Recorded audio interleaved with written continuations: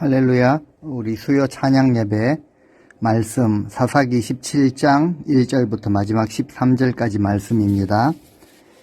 본문 찾아서 읽으시고 이어지는 이야기라는 제목으로 함께 말씀을 공부하겠습니다. 지난 시간에 살핀 것처럼 삼손의 죽음을 마지막으로 이제 사사 시대가 끝이 나게 됩니다. 약 340년간 12명의 사사에 의해서 통치가 되었지만 사사가 왕처럼 절대적인 권력을 가지고 다스린 것은 아니었기 때문에 백성들은 하나님을 떠나서 온갖 우상 숭배를 일삼고 또 도덕적으로 타락한 모습을 많이 보였습니다. 하나님의 말씀을 온전히 전한 자도 없었고 그 말씀을 들으며 순종하는 자들도 없던 그런 시대였습니다. 그래서 사사 시대의 큰 특징은 한마디로 이렇게 말하죠. 그때 왕이 없었기 때문에 사람들은 각자가 자기 소견에 옳은 대로 행하였다라고 그렇게 한마디로 표현을 합니다. 자기 소견이 옳은가? 아마 모든 사람들은 거의 자기 소견은 옳다라고 생각을 다 할 것입니다. 그런데 사사시대 백성들의 모습을 보면은 하나같이 말씀에서 벗어났습니다. 그리고 패악을 행하였습니다. 그래서 하나님의 진노하심으로 이방의 공격을 받게 되고 정말 힘들고 어렵고 죽게 될 상황이 되니까 백성들은 하나님께 부르짖습니다. 하나님은 불쌍히 여기시고 사사를 보내셔서 구원해 주시고 살만하면 또 악을 행하고 이것이 계속 반복이 되었죠. 삼손 이야기를 마지막으로 이제 12명의 사사시대가 끝이 나는가 싶었는데 별책부록처럼 남아있는 이 몇 장에 이어지는 이야기를 우리가 마저 살피고자 합니다. 이제 남은 부분을 보면 앞서 살폈던 것에 뒤지지 않을 만큼 종교적으로, 영적으로, 도덕적으로 타락한 그런 모습을 볼 수가 있습니다. 그래서 17장은 미가의 이야기가 나옵니다. 미가가 살았던 시기는 정확하게 분명하게 알 수는 없습니다. 학자들은 대체로 사사시대 초기였다. 그리고 또한 온니엘의 시대로 보기도 합니다. 아무튼 정확하게 알 수는 없지만 성경이 이처럼 미가의 이야기를 17장, 18장에 걸쳐서 자세하게 기록을 하고 있는 것은 당시 이제 이스라엘 사회가 얼마나 영적으로 타락해 있고 또 혼란스러웠던 그런 시대였는지 이제 드러내기 위함인 것입니다. 오늘 본문에 보면은 미가라는 사람이 에브라임 산지에 살고 있었다라고 기록을 합니다. 미가라는 이름이 나타납니다. 구약성경 마지막 이제 소예언서에 보면은 선지자 중에 하나가 바로 미가라는 선지자가 있죠. 선지자의 이름으로 그렇게 쓰이기도 했습니다. 그 이름의 의미는 여호와 같은 분이 누구신가 아주 좋은 이름의 뜻을 가지고 있습니다. 예, 우리 인생들이 사람들이 자기 이름대로만 산다면 얼마나 좋겠습니까? 그런데 이 이름대로 살지 못하는 것이 문제입니다. 예, 우리는 각자가 다 고유한 이름을 가지고 있고 뜻을 가지고 있지만 정말 우리에게 주신 귀한 이름이 있죠. 바로 그리스도인입니다. 우리 주 예수 그리스도를 닮은 자들이라는 뜻이죠. 우리 이름에 어울리게 우리 신분에 합당하게 성도답게 사는 것 참 귀하고 아름다운 일입니다. 미가 이름의 뜻은 여호와와 같은 이가 누구신가. 그래서 사람들이 보면서 정말 하나님의 능력이 나타나는 하나님과 같은 분이 누구신가 라고 감탄할 정도로 살면 좋을 텐데 오늘 본문의 미가의 모습을 통해서는 이 탄식이 흘러나오는 그런 모습을 보게 됩니다. 그가 에브라임 산지에 살았다라고 기록을 합니다. 에브라임 산지는 이스라엘의 정치, 종교의 중심지인 실로, 여호와의 언약궤가 있었죠. 베델이 위치해 있는, 실로와 베델이 위치해 있는 그런 산지입니다. 가장 큰 지파이기 때문에 자부심을 가질 만한 그런 지파죠. 거기에 미가라는 사람이 어느 날 갑자기 이제 어머니에게 이런 말을 합니다. 어머니, 전에 은돈 1100개를 잃어버린 일이 있으시지요? 그때 어머니가 그 은돈 때문에 저주하는 소리를 제가 들었습니다. 근데 그 은돈을 제가 훔쳤습니다. 여기 있습니다. 예, 엄청난 그 돈을 훔치고도 회개할 마음을 갖고 있지 않고 있다가 어머니가 속이 상했든지 저주하는 소리를 듣고는 훔치다 해서 어머니에게 이제 자백을 하죠. 자신이 훔쳐갔었다라고 자백을 합니다. 그때 미가의 어머니가 뭐라고 하십니까? 이런 말을 합니다. 얘야, 여호와께서 너의 잘못을 복으로 바꾸어 주시기를 바란다. 예, 어머니가 상당한 부자였던 것 같습니다. 은 1100개나 잃어버릴 정도로 상당히 부유했던 것 같습니다. 그런데 기억을 하시는지요? 이 은 1100개의 이 금액은 블레셋의 방백들이 들릴라에게 나와서 삼손의 힘이 어디서 나오는지 그 근원을 알기 위해서 들릴라에게 제시한 금액이 바로 은 1100입니다. 그 정도로 큰 금액인데 잃어버렸습니다.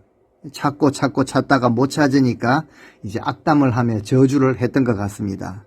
하나님, 내 돈 훔쳐간 인간 확 죽어버리게 하옵소서, 이런 저주를 했겠죠. 그런데 그 소리를 아들이 듣게 됩니다. 그래서 어머니의 이 저주가 자신에게 임하지 않도록 미가가 어머니에게 자수를 하게 됩니다. 어머니, 그 돈 제가 훔쳤습니다. 그러니까 어머니 입장에서는 난처했을 것이 분명합니다. 자기 아들이 훔쳐갈 줄은 꿈에도 몰랐는데 아들이 그렇게 고백을 하니까 얘야, 여호와께서 너의 잘못을 복으로 바꾸어 주시기를 바란다. 자세가 확 바뀌죠. 웃기는 이야기이기도 하지만 한편 모성애의 본능이 나타나기도 합니다. 세상에 어느 어머니가 그래, 이 나쁜 놈, 너는 죽어야 돼 라고 하겠습니까? 그래, 네가 이처럼 솔직하게 고백을 했으니 하나님께 복받기를 원한다. 그런데 이제 3절부터 문제가 생깁니다. 미가가 이 돈을 어머니에게 돌려주자 어머니가 이렇게 말하죠. 자, 이것을 여호와께 드려서 그것으로 너를 위해서 한 신상을 새기고 너를 위해서 우상을 만들겠다. 참 어처구니 없는 그런 말을 하죠. 물론 우리가 자라면서 어릴 때 부모님 지갑, 이제 옷에 지갑에 손을 대는 이런 경우도 있을 수 있었을 것입니다. 근데 이것은 한 가정, 미가라는 집안의 한 가정 이야기를 넘어서 하나님의 백성들의 모습, 그 전체의 모습을 드러내고 있습니다.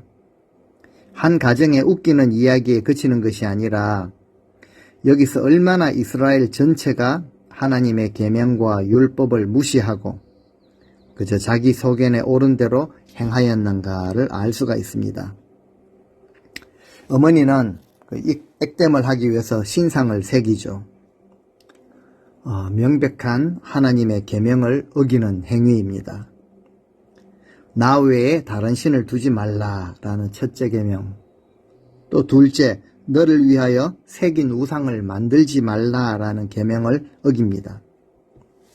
가장 중요하고 기초가 되는 계명을 미가의 집안에서 다 무너뜨리고 있다라는 것을 보게 됩니다. 사사기를 시작하면서 2장 10절에 보면은 이런 표현이 있습니다. 여호수아가 사는 날 동안에, 그리고 그 뒤에 생존한 장로들이 사는 날 동안에는 백성들이 여호와를 섬겼다. 하지만 그 세대 사람들이 다 조상들에게 돌아갔고 그 후에 일어난 다른 세대, 그 다른 세대는 여호와를 알지 못하며 여호와께서 이스라엘을 위하여 행하신 일도 알지 못하였다라고 말하고 있습니다. 보통 우리는 다음 세대라고 말을 하는데요. 이 성경에 보면은 다른 세대였다라고 하고 있죠. 여호와를 알지 못하는 세대가 되어버렸다는 거죠. 여호와께서 이스라엘 백성들을 그 조상들에게 행하신 일을 알지 못하는 세대라고 그렇게 기록을 합니다. 신앙의 세대 계승이 여호수아 그리고 그 장로들 대해서 끝이 나버렸다라는 거죠. 예, 결과가 이런 모습으로 나타났다라는 것입니다. 사람이 우리 인생은 무엇으로 심든지 그대로 거두게 되는 것은 하나님의 법칙입니다.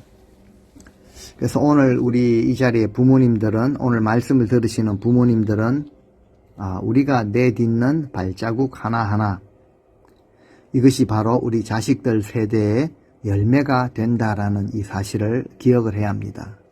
그래서 우리는 마음가짐, 발걸음, 말투 하나하나 함부로 해서는 안 되는 존재들입니다.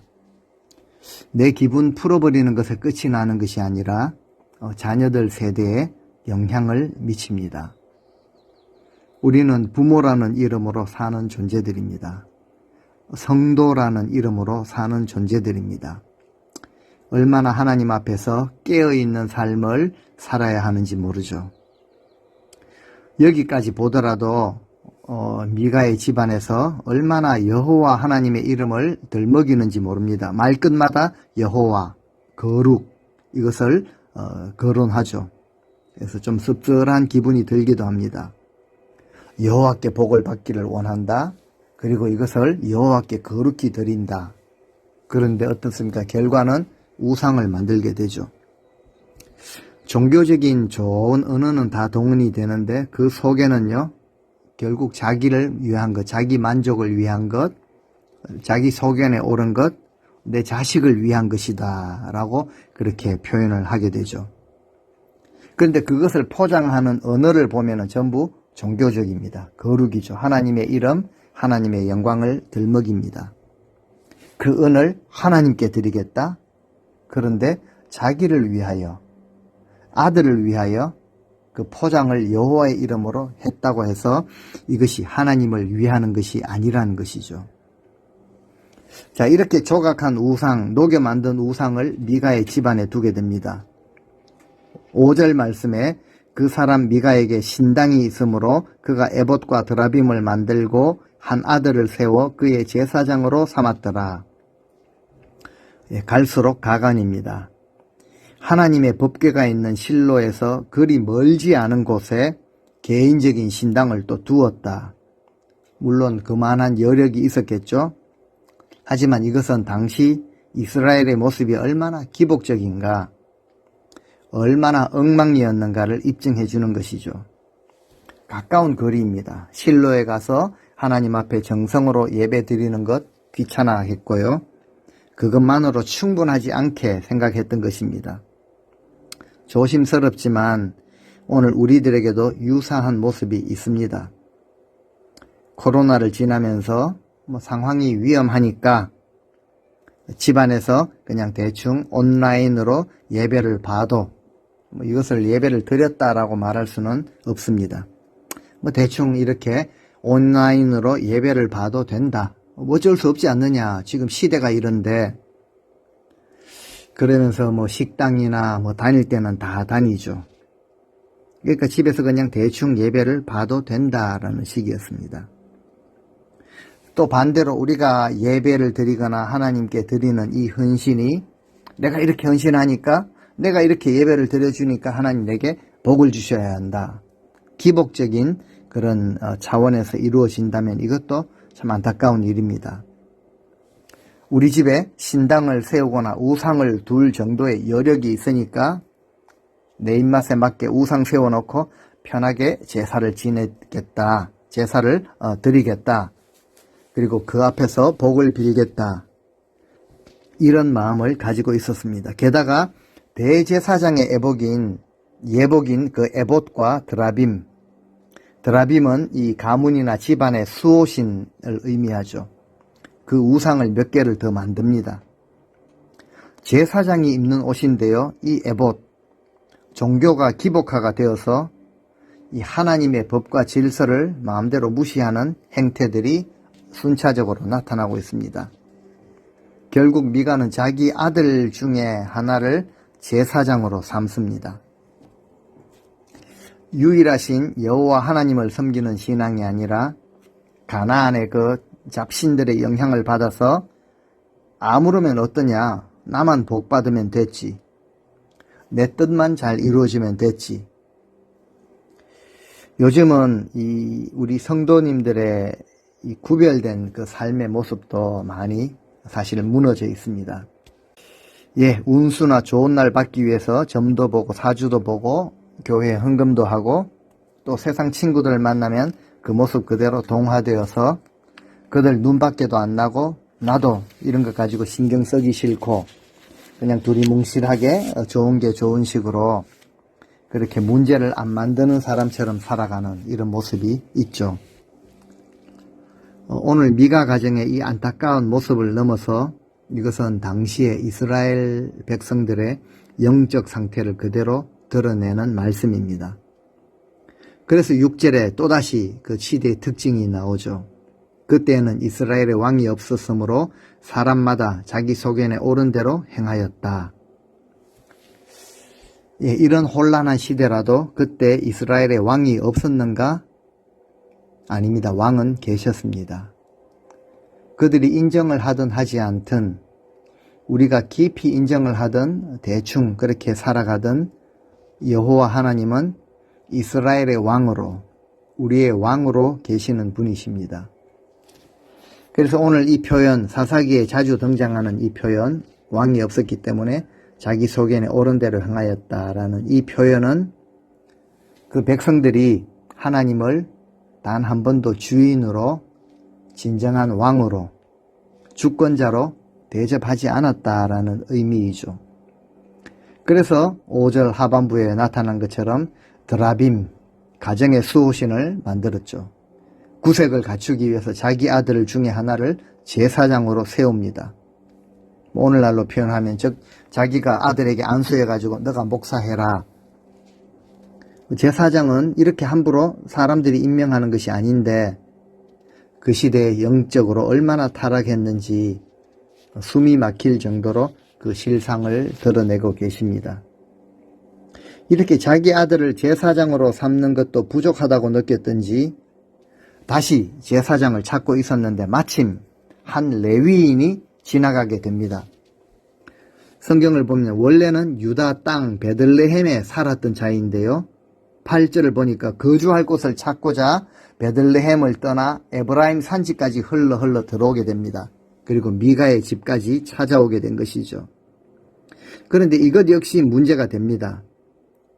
레위 지파 청년이 베들레헴까지 갔다라는 것은 아마 먹고 살기 위해서였을 것입니다.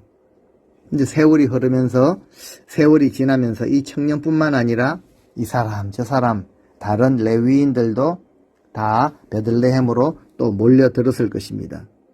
그러다 보니까 베들레헴에도 이미 레위인이 포화 상태에 이르게 됩니다.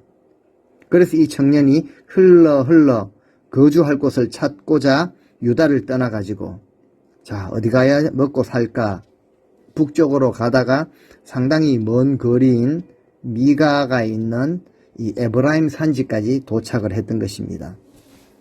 그래서 미가가 그 청년에게 묻습니다. 당신은 어디에서 오는 길이요? 그 사람이 대답을 합니다. 나는 유다 땅 베들레헴에서 온 레위 사람인데 살 곳을 찾아 다니는 중입니다.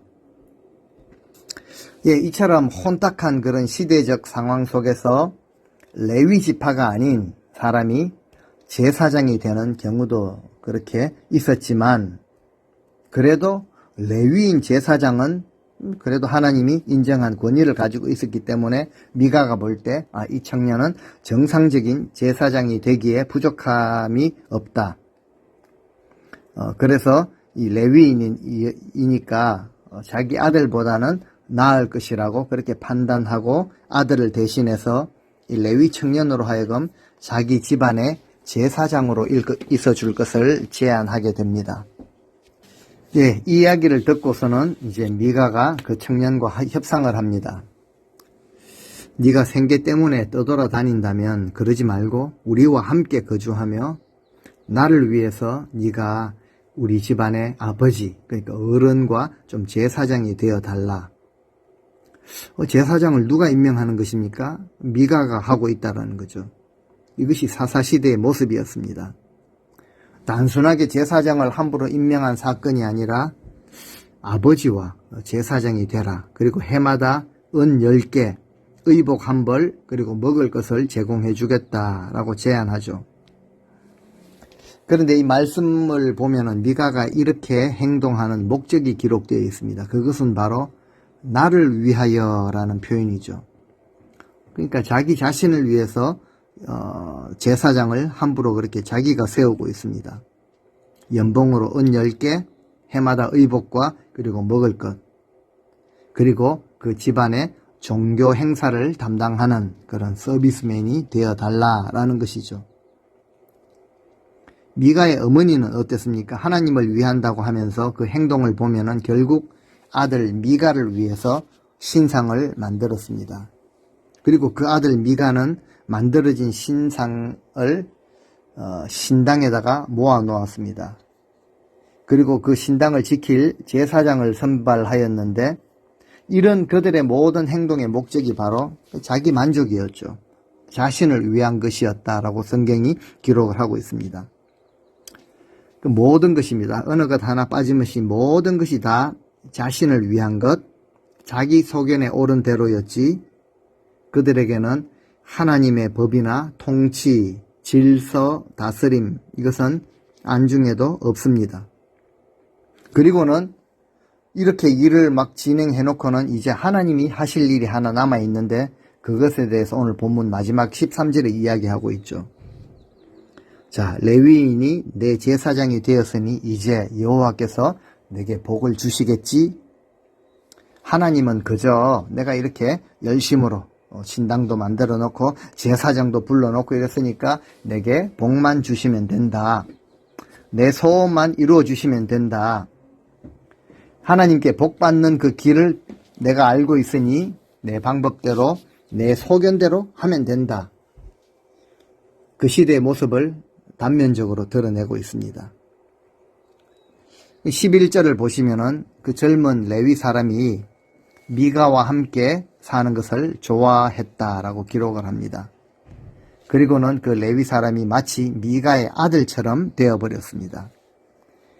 미가는 너가 우리 집의 어른이 되어달라, 아버지가 되어달라 그랬는데 레위 청년은 갑자기 아들로 전락을 해버리게 됩니다. 그 말이 아들이지 이 제사장이 하나님의 말씀과 권위를 잊어버린 채 한 가정의 종이 된 것입니다. 얼마나 기가 막힌 일입니까? 사사시대 종교적 타락의 단면입니다. 이로써 레위 청년은 미가 집안의 제사장으로 고용이 되어서 미가로부터는 실제적인 그런 생활의 도움을 받으며 살아갈 수밖에 없는 그런 존재가 되어버렸죠. 레위 청년은 생활에 있어서 안정되고 좀 풍요로운 그런 삶을 누릴 수 있었을는지는 모르지만 그가 하나님께 제사 드리는 이 제사장의 직무 또 하나님께 드리는 이 제사를 섬기는 이 직무를 감당하는 것은 불가능하였다라는 것이죠. 미가는 일을 이런 지경으로 만들어 놓고 마지막 13절에 그렇게 말하죠. 레위인이 나의 제사장이 되었으니 이제 여호와께서 내게 복을 주시겠지. 이 정도로 내가 열심을 보였으니 하나님은 내게 복을 주셔야 한다. 스스로를 이렇게 위로하고 있습니다. 자신의 유익을 위해 하나님이 어떤 분이든 어떤 말씀을 하셨는지에 대해서는 관심을 가지지 않고 자신에게 복만 주시면 된다라는 식의 생각을 가지고 열심히 형상을 만들고 그 형상을 놓을 신당 그리고 그 신당을 관리할 제사장까지 그렇게 세워 놓았으니 나는 굉장히 영적인 일에 열심이다 라는 그런 큰 착각을 하게 된 것이죠. 미가라는 이 한 사람의 영적인 모습, 이 타락한 모습은 당시 많은 백성들의 영적인 그 상태를 보여주는 단적인 예입니다. 자, 그런데 이런 모습이 사사시대에만 그렇게 발견된 것이 아니었습니다. 오늘날 우리 많은 그리스도인들에게도 이런 모습이 있다라는 것을 깨닫게 됩니다. 우리가 어떤 일을 하면서 정말 나름 굉장히 열심히 있는 모습을 그렇게 하나님께서 기뻐 받으시고 이것으로 인해 복을 주실 것이다 라고 그렇게 기대할 때가 있습니다. 하지만 하나님께서는 하나님의 방법이 아니었다면 인간의 방법으로 그 하나님을 섬기는 이런 잘못된 그런 열심에 대해서는 철저하게 사실 무서우리만큼 그 행위를 책망하십니다. 그래서 계시록에도 보면은 교회들을 향하여서 하시는 말씀 중에 한 가지가 내가 네 행위를 안다라고 그렇게 말씀을 하시죠. 사람들이 볼 때는 그 행위가 아주 선하게 그리고 열심으로 보일지는 모른다고 할지라도 하나님은 그 마음에 숨은 동기, 그 꿍꿍이 속을 모두 알고 계시다라는 의미이죠. 하나님의 말씀에 순종하지 않고 하나님의 법과 질서를 따르지 않고 말씀과 동떨어져서 자기 기준으로 그렇게 생각하고 행하며 살아가는 것은 참으로 위험천만한 행동입니다. 우리가 자동차 운전을 할 때에도 교통법을 지켜야 하죠. 내가 지금 급하다고 내 소견에 오른 대로 신호를 무시하고 막 달려가는 이런 일은 잘 없습니다. 굉장히 조심을 하죠. 왜냐하면 큰 손실을 당하는 것을 우리가 알고 있기 때문입니다. 영적으로 혼탁한 시대의 특징이 바로 자기 생각과 자기 소견대로 살아가는 것이죠.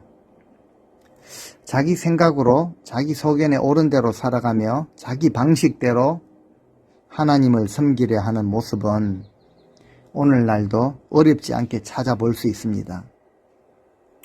세상 법은 두려워하면서도 하나님의 법은 어떻게 그렇게 가볍게 여기며 살아가는지 이런 모습이 의외로 많다라는 것이죠. 하나님은 이 정도로 그렇게 섬겨도 돼 이런 사상이 있는지 모르겠습니다. 있었죠. 구약에도 하나님의 식탁은 대충 이렇게 차려드리면 돼 라고 했던 것을 선지자가 그렇게 강하게 책망을 하고 있죠. 이런 사상이 있습니다. 그런데 하나님은 이렇게 섬기면 안 되죠. 더욱 경외함과 두려움으로 하나님의 법과 질서를 소중히 여기며 따라야 합니다. 혹시 우리 삶에, 내 삶에 개인 신당은 없는가? 하나님은 그저 우리에게 복을 주시고 무조건 우리가 하나님을 믿기 때문에 무조건 오래 참으시고 한번 기도하면 모든 것을 용서하시는 은혜로우신 하나님. 하나님에 대한 오해를 하고 있는지는 모르겠습니다.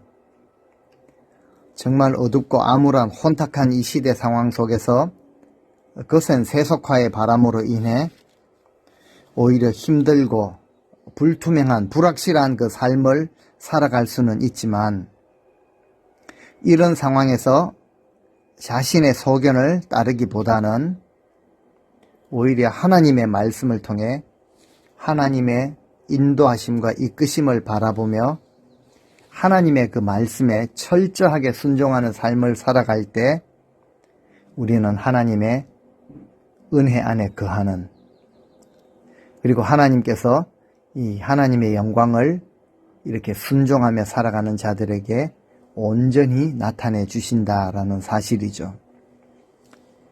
진정한 그리스도인, 진정한 신앙인의 삶에는 내가 주인 노릇하려고 하는 이 시도를 내려놓으려고 하는, 십자가 앞에 내려놓으려고 하는 몸부림이 있습니다. 하나님을 하나님으로 모시고 하나님의 말씀이 나에게 말씀으로 다가오고 교회가 주님의 몸된 교회가 되게 하는 순종의 삶의 모습이 그 가운데 있다라는 사실이죠. 하나님의 주권과 다스리심에 순종하며 사는 것이 참 만족, 진정한 평안, 행복임을 깨달아 알아야 하는 것이죠. 그 길의 끝에서 우리는 하나님의 영광을 보게 될 것입니다. 아멘.